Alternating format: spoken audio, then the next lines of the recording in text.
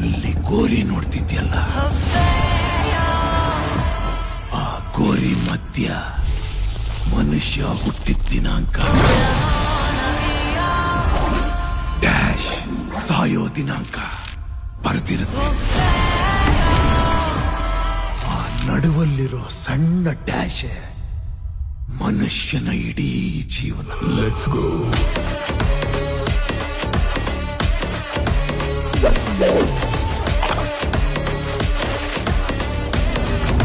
Specially Shivanna ಫ್ಯಾನ್ಸ್ಗೆ ಇದು ಶಿವ ತಾಂಡವ ಅಂತಾನೆ ಹೇಳ್ಬೋದು.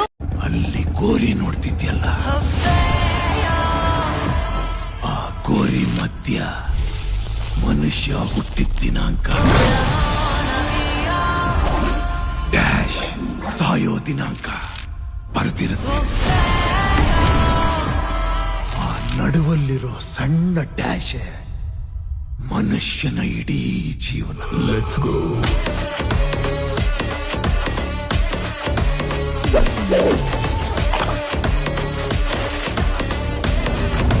ಸ್ಪೆಷಲಿ ಶಿವಣ್ಣ ಫ್ಯಾನ್ಸ್ಗೆ ಇದು ಶಿವ ತಾಂಡವ ಅಂತಾನೆ ಹೇಳ್ಬೋದು.